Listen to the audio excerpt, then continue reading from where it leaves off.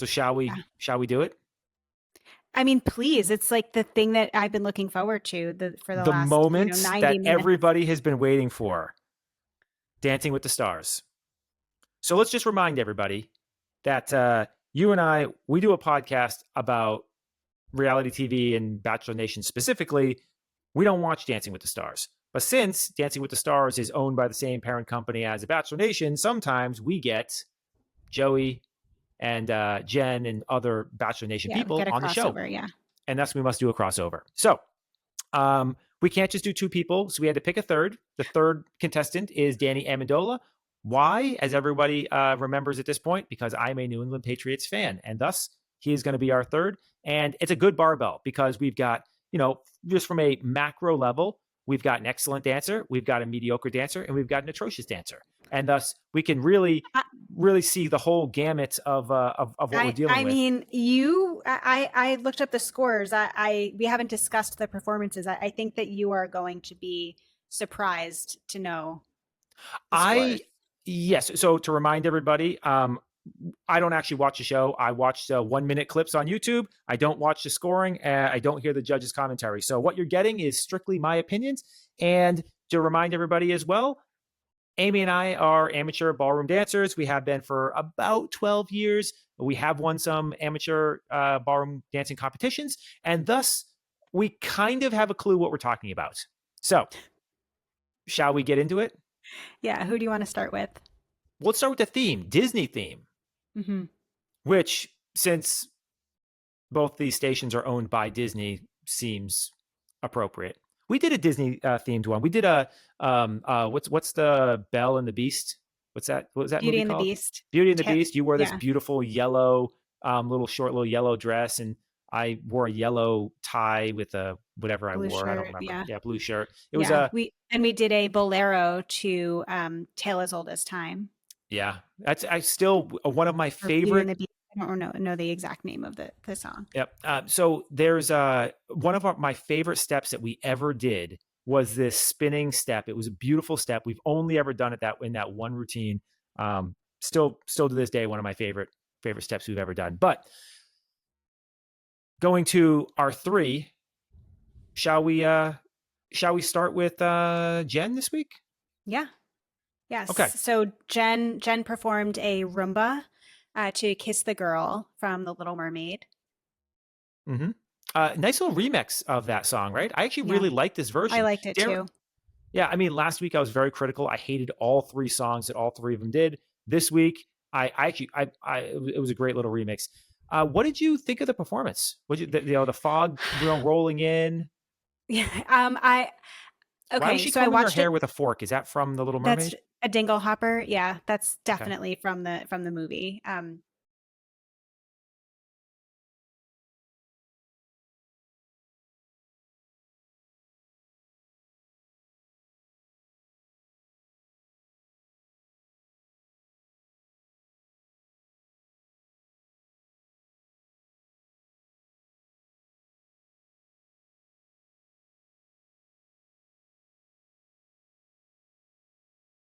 So she finds, a fork in like kind of a ship or whatever, and she brings it to her pal Scuttle, the seagull, and Mm-hmm. he, with all of the confidence in the world, tells her that it's called a dingle hopper, and humans use it to brush their hair, and so she does that, and she does that in the presence of a human, Prince Eric, at one point, because that's what she What knows. she do? So it's very iconic to the movie.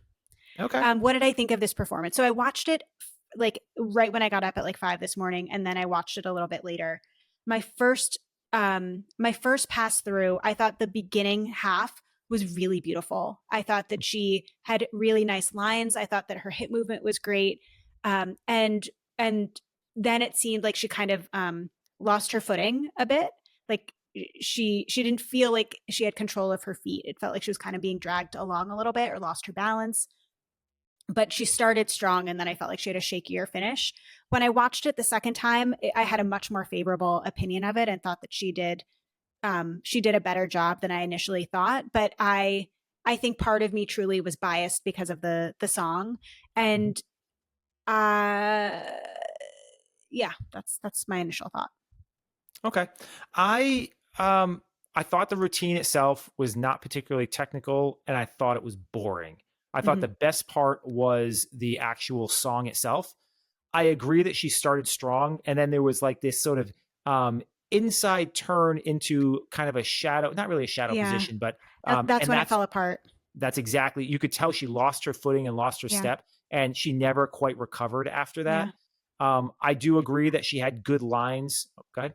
Well, I was gonna say, I feel like it's so unfair to judge the choreography because think the difference between her and Joey and Danny is that the star of the choreography are their pro partners who are women, and Oh, so I agree. Yeah. it's so unfair. Like the choreography, like Sasha, her pro, isn't showcasing himself in the way that like it Yeah, feels yeah. unfair. I said this at the beginning of the season. There's a Title IX issue here, right? Where men and women should not be competing in the same categories together in Hmm. dance because the woman is the picture, the man is the frame. The woman is the one who is doing the spectacular show and what people are Hmm. watching, and the man is just putting her in position to do the fancy things. So a man being led in a showcase like this, or a man leading a pro, an amateur leading a female pro, he can be back led and she can go on and Hmm. do amazing and Hmm. fancy things. Hmm. Whereas Sasha can lead Jenn through her routine, but he can't give her The Whitney or what's her name, performance, yeah. Jenna, Jenna, performance yeah. ability. And so, there's a reason why there's a men's and women's division in singles competition. If you're going, Hmm. Hmm. amateur with a pro, right? We don't, when we would go and compete, we would do some couples competitions together and then we would do some singles competitions. And those singles competitions are gendered, right? And Hmm. this is why, because you're absolutely right. It is not actually fair. Um, and I'm sure the judges are probably taking that into account in a lot of ways. But from the perspective of the crowd, like they don't, the average crowd is not going Hmm. to really Hmm. fundamentally understand this, right? But that being Right. said, we've seen her do more interesting performances. It was last week was a real boring performance. This week was Hmm. another boring one. I don't think that the routine itself was particularly inspired by Sasha. Um, I did not like the fog rolling in. I said I thought it was smart when they hid her lower half when she Hmm. was doing the tango because hide and obfuscate the foot problems that she's gonna have in a more challenging dance. But this is rumba, right? Hmm. Rumba is this is the slow Latin dance. This is not, all ballroom dances are hard, but this is not among the hardest of the dances. It's Hmm. definitely would Hmm. probably be in the lower half in terms of Hmm. challenging. And so to have the fog rolling in to me just felt like, oh, do you know there's a problem and you're trying Yeah. to cover it over? Now, probably not. That's me just tinfoil hatting it, right? But like, I didn't like it, and then for it to be a boring routine on top of it. But that being said, it was a great song, and I did think that the first half of it was strong. But I would not have, scored it particularly high. Yeah. Yeah. Well, I will tell you that they got eights across the board. Too high. And so the judges are being criticized for their scoring because like as we talked about I think last week, like how can a dance, like so, so many dancers, their ability is so different, and again it Mhm. feels unfair to give this dance eights across the board and another seemingly more challenging dance eights across the board. Like what are you actually scoring? Yeah. And what it appears that they are also scoring is improvement week over week, Mhm. which I guess you can In my mind, argue. Jen has regressed. So I think she I was think she's. better in I think in week some ways 3. she's. Yeah, yeah. I think that was her. The week where there was hairband and Yeah. um whatever else that was that week where there were two dances. I think that was her strongest week, but she Yeah. seemed to plateau in my mind. Yeah. So yeah, so she got eights across the board, and Bruno, one of the judges, added that she slightly messed up and lost a bit of balance. So I definitely saw that. But one of the Yeah. judges said that this was her best dance so far. Yeah. He's wrong. It was she, I Carrie mean, Ann. But he's yeah, just objectively wrong, but that's okay. All right. Should we go to Danny next? sure. All right. I mean, I think my commentary for Danny could almost be the same this week as it was last week. Hmm. He does jazz. Again, guess what? Just like contemporary last week, not a real dance. So what did Not a Whitney ballroom realize? dance. Not a real dance. So what does Whitney do? She realizes after 3 weeks that he's not going to be able to hang in true ballroom. So she puts him in a contemporary routine where it's basically a theater performance. Comes back, has his best performance of the season. Comes back and basically doubles down on it, going into another. That you can do whatever you want in this thing. There's no steps. There's no like legitimate Hmm. oh my god, that was a terrible open box. No, you're not getting it. You can kind of do whatever you want, and thus it's really hard to grade it because it's basically just another lifts and tricks performance. Hmm. And on that scale, though, on a performative scale, it was fantastic. Yeah. It was definitely, he felt comfortable again. Yeah. And it had some really wow, fun moments. But again, what do we keep saying? Timing is a serious issue. When he had to be on time, when they disconnected and they're doing their sort of, side by side steps, he's way off time. Hmm. Um, he's looking more comfortable. Hmm. And Looking more when he's, confident. Yeah. yeah, looking more confident, but there's a lot of this is Whitney. Whitney is doing a lot of work in these She's doing the routines. She is most. Yeah. she is carrying these routines, Yeah. Yeah. and she is strategically doing a brilliant job of making sure that she is putting him in the least damaging dances, Hmm. Hmm. in the least damaging situations. And Yeah. so I give Whitney an A+ for both strategically as well as just as a dancer. Like she is Yeah. playing this perfectly. I think she fundamentally understands Danny's weaknesses, Hmm. and she's just out strategizing. I think a lot of at least the other two competitors.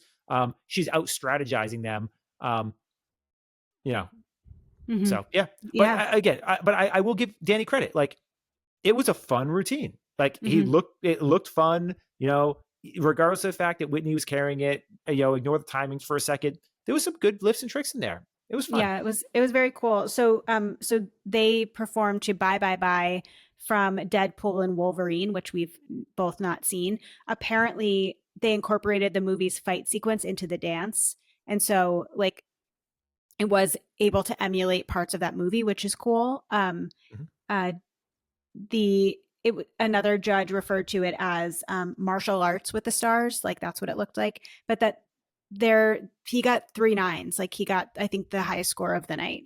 And in some ways, Again, again, like if you didn't actually dance a dance, how do you get 9s? You didn't do a yeah. dance.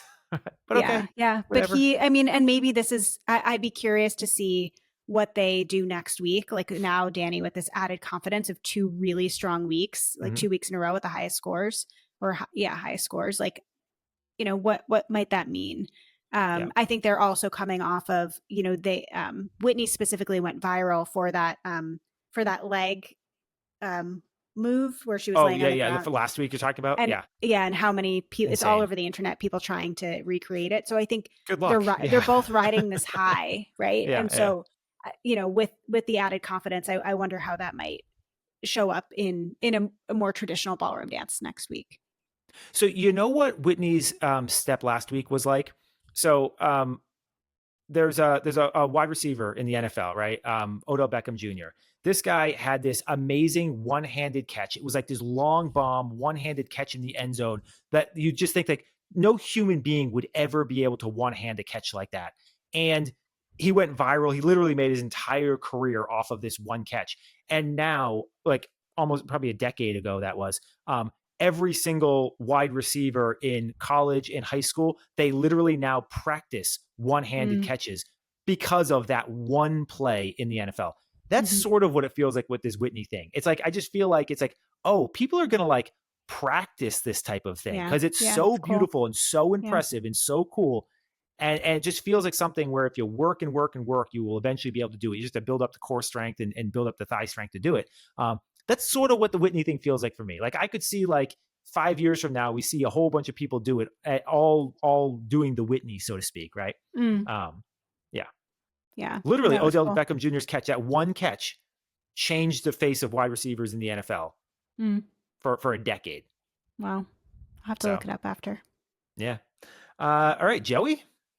Yes, so Joey and Jenna dance a samba to Whew. a song from Tarzan, which I've also never seen. Yeah, I basically haven't seen any Disney movies. So let's just talk about the samba for a second here. Samba is the probably the most challenging dance, certainly the most challenging of the kind of core dances Hmm. uh, in the Latin, Yeah. slash kind of Your body rhythm has to dances. do so many seemingly opposing things at the Yeah. same time. So the thing with this dance is that you have pelvic tilt happening, where you have to do this like constant pelvic tilt that requires a ton of core strength. You're working a lot on you have your calves and your quads are doing a ton of work because you're really kind of constantly bouncing on your feet. And then you have a complete disconnection between your upper torso and your lower torso, but Hmm. you're also doing what we call Cuban motion, where your body is rotating in a figure eight, that your lower torso is rotating in figure eight. Now, do all of those at the same time. Hmm. Two timing. And by the way, the song's timing is really fast. Hmm. It's the hardest dance. It looks horrific when you do it wrong. Um, it's really hard to do it right. We do a little bit of samba. We've taken a lot of lessons on samba. We've done a lot of it over the years. But like when we get out there and social dance it, I stick to like 3 or 4 core steps. We do Hmm. one song and we get off the floor because it's Right. actually grueling on the body. It's Right. I physically mean, yeah, grueling. add to all those things that you're talking about, then remembering steps and patterns. Like it's your brain is really trying to juggle a lot. And so like Joey and Jenna taking on a samba is like really impressive. I mean, it tells me Aggressive. a Yeah. lot about Joey, like that Yeah. he doesn't back down from a challenge. And I think he really wanted this too. This is like a next level Oh yeah. uh, dance. And the other thing about samba is and when it comes to kind of the Latin rhythm dances, a lot of them are rather stationary. They all Hmm. can move around the floor, but they tend to be a little bit more stationary as opposed to the smooth dances where you're Right. really navigating the floor.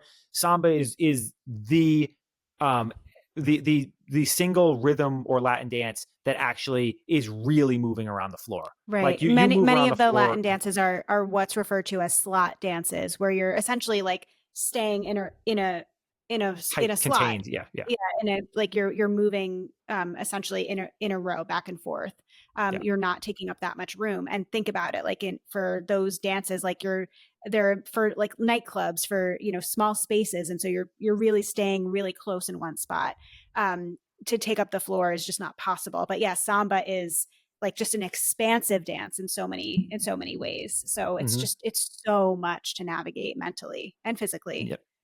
Hmm. Um, so in terms of the performance, uh, excellent. I mean, did he get enough Cuban motion? No. Did his pelvic tilt exist? Not really. But steps were clean and crisp. He was on timing. I think for 1 week to prepare, I think he looked way better than I've ever looked. I mean, we've done a few random routines of this over the years. He looked better than any time I've ever danced samba. So handicapping it for the fact that it's 1 week of prep, this was an A performance. I mean, this Yeah. I would have been fine if he had gotten tens across the board on this. This was a well one also just the choreography. Choreography was awesome. Well, I mean, Amazing. I mean, yeah, amazing. Jenna is incredible. Like that move where she's crawling backwards and like moving her. mhm. I was just like, you are just epic, like She beautiful. I mean, yeah, yeah. of these three pros, there's no question in my mind that she is the most creative with Hmm. respect to choreography, right? Hmm. I think Whitney is just the all around better dancer and perhaps the better strategist, but Well, who knows Jenna if is we'd see better, more creative choreography if she had a stronger partner, you know? that's fair. Yeah, that's fair. But I mean, I think Jenna is that's her name, right? Jenna. Hmm. She's really next level with the choreography. And Joey can hang. And given the difficulty technically of this dance and the preparation time, I thought it was entertaining dance. It was Hmm. fun, Hmm. and the execution was as good as you could expect an amateur dancer to get after a week of practice. So Mhm. really can't Um, say anything y better.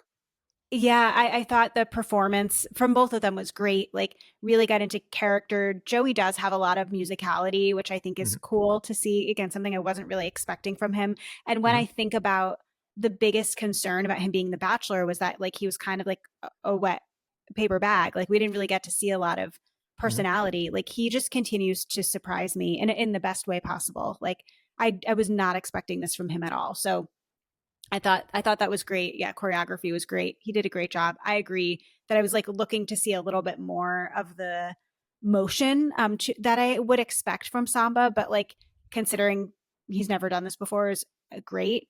As far as scores, he got 2 8s and a 9. That They seems did. low. I know. I agree, and I think that was the commentary too. And Like you should Danny have got asked. 9s. That's it. That's Bullshit. yeah. Yeah. And so Terrible judging. the feedback was to work on his bounce, as we had said. One judge said that his steps were occasionally too long, and that he can focus on his arm movements for more smooth fluidity. So that was like the main feedback. So his feedback is just more technical than everybody else's. Where Hmm. I don't think they're judging him at a higher level, which I don't Yeah. think is necessarily fair.